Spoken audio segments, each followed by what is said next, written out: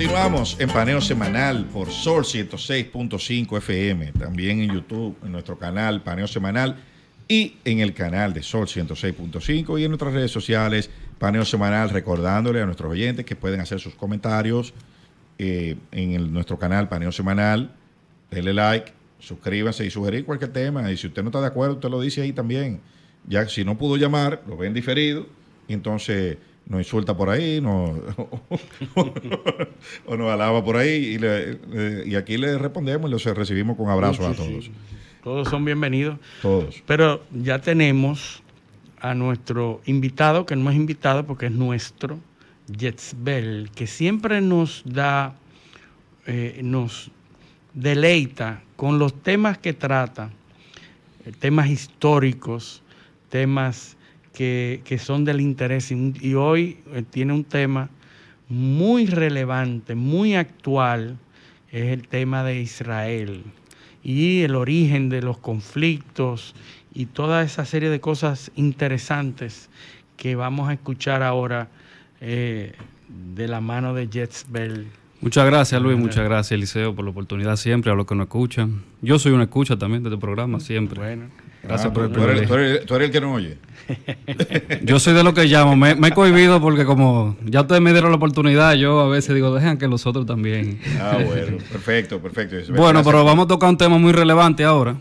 Siempre desde que Hamas, ¿verdad?, hizo su atentado en Israel. Cumplimos un año ya. Cumplió un año ahora, el 7 de octubre del 2023. Comenzaron todas estas informaciones, pero como ahora la escalada ha sido mayor, está muy tensa la cosa en el Medio Oriente, vamos a recordar todo eso, desde el origen, de dónde viene todo esto, estos conflictos y todo lo que pasa ahí en esa parte del mundo. Bueno, vamos a arrancar por el origen del pueblo hebreo de Israel. Todos los que son creyentes y siguen las religiones saben que empezó 2000 años antes de Cristo con el profeta Abraham, que es el padre junto con Moisés de la religión judía. Abraham se ubicaba en el sur de lo que hoy es Irak. Él es originario de esa zona. Abraham se le revela y le dice que le tiene la tierra prometida y él se marcha con su esposa a Canaán, que es la parte ahora que está, toda esa parte de la franja de Gaza, Israel, que va desde el río Jordán hasta el mar Mediterráneo. Esa franja ahí fue de terreno que él le prometió. O sea que desde esa época milenaria ahí se está prometiendo tierra que no es suya. Exactamente. Sí. Usted está ofreciéndole a los otros la tierra que no es suya. Entonces, que Canaán es donde está el Líbano, Líbano, Palestina, Israel. La tribu de los cananeos. Todo. Entonces, ya hay que ver el origen del nombre hebreo, que hebreo es lo que se fueron, lo que viven después del río, porque Abraham, como dijimos, vivía al norte del Éufrates. Entonces, cuando él se mudó con su esposa y su familia... Sería aquí lo que viven en el ensanche Osama, ¿no? Exactamente. Hebreo, y de ahí viene el hebreo. Entonces, Abraham se muda ahí con su esposa, pueblan esa zona, con sus hijos, Jacob, y crean unas tribus. Y bueno, ustedes saben la historia bíblica de José, que hay uno de los hermanos que lo venden a unos... Claro. Y se va a Egipto, que era el imperio, la zona, el imperio de la zona más desarrollado. Ellos en un momento de hambruna, los hermanos de José, van a Egipto. Déjame un punto ahí. Noah Harari en esta semana dio una entrevista hablando del nacimiento del sionismo. Sí, ¿no? Y de la inflexibilidad de la Biblia. Sí, vamos a hablar de eso. De la crisis que hay en la religión por lo inflexible de los textos. Eso interesantísimo en medio de la crisis del significado que hay ahora. Exactamente. Entonces, cuando los descendientes de Abraham se van a Egipto por la hambruna que hay, se instauran ahí. El faraón, como José era quien le develaba sus sueños, ustedes se acuerdan, esa historia bíblica. José arreglaba sueños. Exactamente. Era un vidente, era el segundo al mando. Entonces, como llegaron sus hermanos, su familia, el faraón dejó que se quedaran ahí. Luego se reprodujeron en esa zona de Egipto y lo hicieron esclavos a los hebreos. Porque el faraón dijo, bueno, esta persona con su creencia, ¿verdad que sí? Se están reproduciendo aquí y no lo puedo dejar, ¿verdad?, que tomen tanto poder. Ahí entonces es que nace Moisés, ex el liberador del pueblo de Israel, que es cuando el faraón, en el desierto del Sinaí, el que es un religioso sabe, que un arbusto en fuego le habla, Yahvé, que es el Dios ardiente. Exactamente, y le habla y le dice que él es el encargado de devolver a la zona prometida, la tierra prometida, al pueblo de Israel. Entonces ahí es que todo el contexto histórico de que Moisés pasa el Mar Rojo cuando el emperador lo está persiguiendo, que lo abre, y al momento de que ellos le van a llegar, entonces cierra esa obra hidráulica que hizo el Señor ahí en el Mar Rojo. Que pasa por el sitio por donde Moisés pasa, es el estrecho de Tirán, se llama, que es en la península del Sinaí. Él pasa por el lado oriental de la península del Sinaí, el estrecho de Tirán, y hay varias teorías científicas de qué fue lo que pasó ahí. Exactamente. De cómo pasó y de cuánta gente pasó, sobre todo, que hay unos números que están un poco exagerados. Bueno, entonces, exactamente. Entonces, como todos saben, ya Moisés con su pueblo llega a esa zona. Ahí empieza los primeros conflictos con los filisteos. Filisteos era los que habitaban esa zona, porque ellos irse a Egipto, ahí volver, entonces ya había personas que estaban ahí, y los filisteos entonces son lo que se conoce como los palestinos, porque Palestina es la tierra de los filisteos. Entonces ahí comienzan los conflictos. Una romanización del nombre de filisteo. Sí. Se puso Palestina como Filistina. Exactamente. Entonces, ¿de dónde viene ya bueno, hay que ver el pueblo judío en la historia? Todos saben lo que pasó en el Holocausto, y todos los gobiernos sucesivos lo han visto como enemigo. Desde ese momento ya, cuando se instalan ahí en lo que es ahora mismo Jerusalén, toda esa zona ahí que ahora mismo está en conflicto, vienen entonces a los judíos y los ocupan los babilonios y los asirios. Los despojan de esa área y lo ubican entonces. A una parte lo ubican en Babilonia y otra parte lo ubican en Nínive. Ya de ahí empieza entonces la diáspora judía a formarse, porque de los pocos que habían, que no habían más de 50,000, 25,000 fueron reubicados en Babilonia, y la otra fue ubicada en Nínive. Entonces, ahí entonces comienzan los judíos a practicar su religión, aunque no estaban en la tierra que se le había prometido, ¿verdad que sí? Ellos seguían como quiera practicando su religión en esa parte del mundo. Y cosa de la vida. Cuando los babilonios caen ante el imperio persa que Ciro el Grande, Ciro II el Grande, es que le permite a los judíos volver a su tierra prometida. Para que ustedes vean, entonces, como todos saben, los persas hoy es Irán. Que gran parte de la Biblia fue escrita en esa ventana de tiempo. Porque, ¿qué pasa? Cuando los persas ocupan esa zona, los persas se llevan a los intelectuales. Porque uno de los métodos de ocupación de los persas era llevarse a artesanos y personas que tenían conocimientos. El imperio más lúcido de la historia, los persas, eran científicos, y la mayoría de los conocimientos de la antigüedad eran origen persa. Ellos se llevaban las personas, los individuos que tenían unas alfombras bien famosas, perfectas. Sí. Y conocimiento y destreza en artesanía, intelectuales, poetas, astrónomos, músicos, matemáticos. Entonces lo llevaban y lo concentraban donde está Persépolis, que era la capital, que es donde está en Irán ahora mismo, y es la zona donde hoy está Irak, que fue una de las capitales también. Una de las capitales estuvo ubicada ahí. Entonces, por eso es que una buena parte de la Biblia se escribe ubicada en esos sitios. Por ejemplo... Sí, los libros de Daniel. Daniel era un judío que tenía un trabajo en la corte de los babilonios, ahí toda esa zona. Ahí está la Torre de Babel. Exactamente. La Torre de Babel estaba, creo que era en Persépolis que estaba, si no me memoria. Pero está hay varios lugares que están referenciados en la Biblia que están ubicados en Persia y en esa región.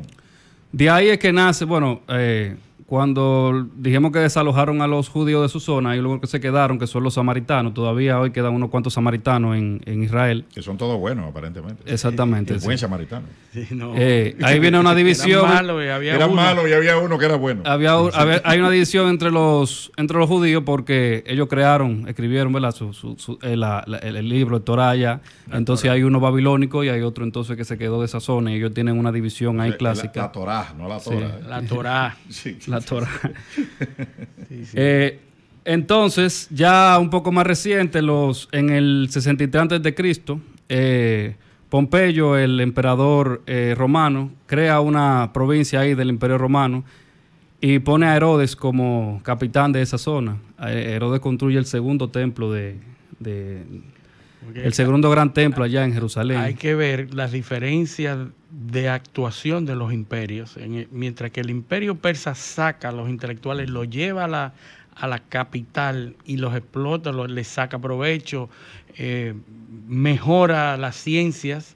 El imperio romano ubica en cada una de sus colonias, la deja funcionando exactamente como estaba. Por eso Herodes, que era judío, era el gobernador, pero encima estaba el imperio romano, ¿verdad? Uh-huh. Roma lo que hace es que cada una de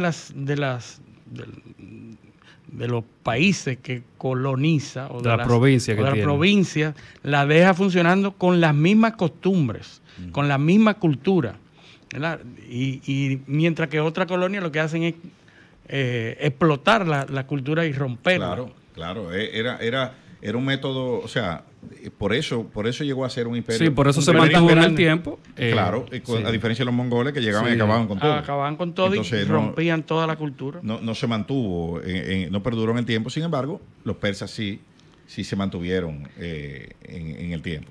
Sí, entonces desde esa época hasta bien entrado ya el siglo XX, esa zona ahí pasó de imperio en imperio, vinieron los otomanos, con todas sus... Después de los romanos, entonces vinieron los... bueno, hubo una época de cruzadas. Las cruzadas que venían desde Europa para poder conquistar Tierra Santa, que era Jerusalén. Y ahí en ese tiempo hubo un reino de Jerusalén. Hay un hecho interesante en esa época. Tú sabes que hubieron varias rebeliones israelitas para tratar de zafarse del imperio romano. Muchas de esas rebeliones, después de Cristo, vino una de las más grandes rebeliones que hubo y el imperio romano la aplastó y cambió el nombre de la zona de Judá. Sí, Judá, que era la provincia de Judá. La provincia de Judá la cambió a Palestina como forma de castigar a los judíos que estaban ahí. Y se le pone el nombre de su mayor enemigo en ese momento, que eran los palestinos, los filisteos. Y entonces le pone Palestina a la zona, no con el hecho de que un pueblo palestino estuviera ahí, sino a la zona. De castigar la zona, le pone así. Y de castigar. Y castigar al que trató de... Esa era la provincia dentro del gran imperio romano, la más caótica. La que no se dejaba, o sea, siempre vivían en rebeliones, ¿no? Para que la gente entienda que esos conflictos son desde siempre. Esa era la zona más caótica que tenía el imperio. Bueno, es la ubicación geográfica también, es un pasillo, después de un desierto, es el mar. Sí. Entonces, la única forma, por ejemplo, que es lo que pasa en el Líbano. O sea, cuando tú ves la geografía del Líbano, dices, bueno, que los fenicios, ¿y por qué los fenicios eran unos navegantes tan hábiles? Bueno, ve al Líbano para que tú veas. Están frente a la costa del mar Mediterráneo. No solo que están frente a la costa, sino que lo que hay en el este es una cadena montañosa. Y lo único que había... Lo único que se podía salir hacia el mar. No había agricultura, lo que había era cedro. Sí. Entonces tú tenías que tumbar un cedro. ¿Qué tú haces con un cedro? Bueno, una canoa. Un barco. Y salir entonces... ¿Por qué proliferan los fenicios en el norte de África, donde habían planicies? Pues ellos llegaban y cultivaban ahí y comenzaron a comerciar y se volvieron entonces Cartago. Sí. Era entonces el imperio que más duró ahí, que por eso la influencia ahora musulmana que hay en la zona, fue el Imperio Otomano. 4 siglos duraron los otomanos hasta que luego de la Primera Guerra Mundial, Francia e Inglaterra, que fueron los dos imperios ganadores, deciden disolverlo. Entonces se reparte esa zona ahí. Ahí es que viene entonces. Y ahí quedan los ingleses entonces. Exactamente, quedan los ingleses con un protectorado. Con Israel, con lo que es Israel, y los franceses quedan con lo que es el Líbano y Siria. Exactamente. Entonces, ya desde finales del siglo XIX había un movimiento que es el sionismo, que fue por Theodore Herzl que lo promovía, que era entonces buscarle una zona a los judíos de donde ellos poder, ¿verdad?, mudarse y volver a su tierra prometida. Como dijimos, ellos estaban desahuciados, había una diáspora de judíos en mucha parte del mundo, pero ellos querían un estado para ellos poder habitarlo y vivirlo. Entonces, desde finales del siglo XIX comenzó ese movimiento, el sionismo. Entonces, ya en el 1917, con la declaración de Balfour, Inglaterra dice que está de acuerdo con que se cree el Estado de Israel. Entonces comienzan a mudarse todos esos judíos a la zona, todos esos judíos que vivían en Europa. Porque la gente tiene que entender algo. Los musulmanes y los cristianos pueden ser más amigos que los cristianos y los judíos.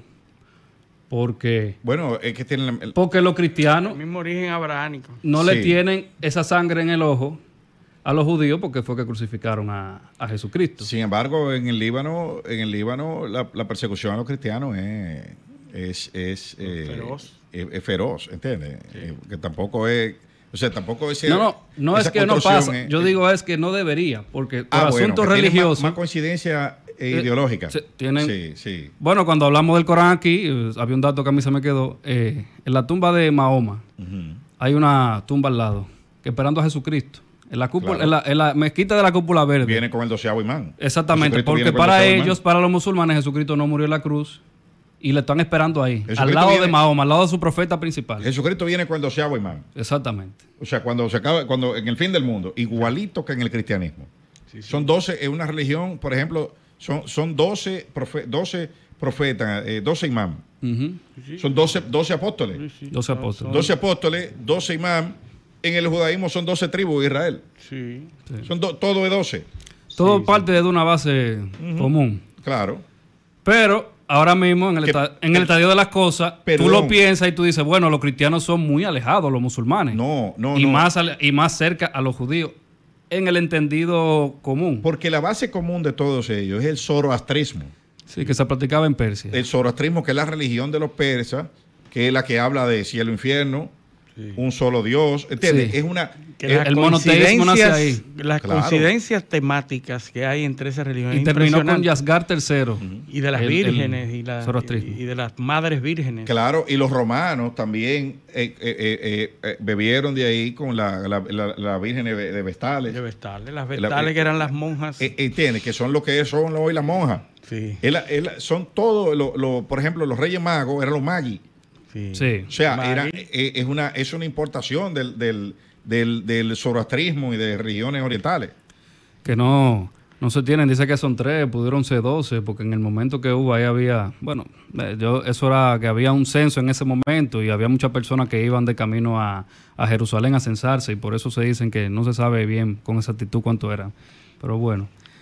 Entonces ya cuando los israelitas comienzan a ubicarse ahí en esa zona, conflicto, porque como le dijimos, era una parte del Imperio Otomano al disolverse, ahí lo que quedaban eran pueblos árabes. Entonces, al comenzar a llegar esa cantidad de, vamos a decir, de migrantes o de judíos volviendo a su tierra sagrada, comenzaron los conflictos. ¿Qué hizo Inglaterra? Que no pudo en el momento controlar eso, lo que se está armando de esos conflictos. En el 1948 se lo dejó a las Naciones Unidas para que resolvieran esa situación. Entonces ahí en el 1947 las Naciones Unidas es que dan la resolución, la 181, que establece que lo que hay que hacer ahí son 2 estados. Uno que parte de la comunidad árabe fue que lo rechazó. Exactamente. Rechazó es uno solo y es el de nosotros. Exactamente. O sea, porque el otro no tiene derecho a existir. Y ahí es que viene el gran... Porque si tú admite 2, es que le confieren derecho a existir a los judíos. Y ahí es donde está la diferencia. Y que mucha gente ignora adrede de que el objetivo, la máxima más grande de esos grupos que habitan esa zona es la destrucción de Israel. No, porque no tiene... la destrucción basado en la premisa del no derecho a la existencia. Exacto. Como Estado. Lo mismo. No como pueblo, como Estado. Sí. Entonces, ahí es que viene el gran... Y lo de los judíos, como ya le habíamos comentado, que ellos dicen que esa es su tierra originaria, que de ahí es que eso es lo que le corresponde. Vamos a poner un punto ahí, porque tenemos que ir a una pausa, pero cuando volvamos, porque ya estamos en la creación del Estado judío. Ya estamos en la historia contemporánea. Entonces, después vienen las guerras la guerra que Israel ha librado. No, cuando Israel ya se forma como Estado, entonces claro, ya comienza a pelear de manera individual. Después del 48. Sí. Y después peleó de forma conjunta en el 67, sí, en la Guerra de los 6 días, que es donde empieza el conflicto de ahora, que estamos viendo ahora, y el punto de inflexión de ese conflicto que empezó en el 67 vino en el 79 con la Revolución Islámica y el otro punto en el 82 con la ocupación del Líbano por Israel. Pero eso lo vamos a analizar después que volvamos de la pausa. Esto es Paneo Semanal, no le cambien. Un paneo.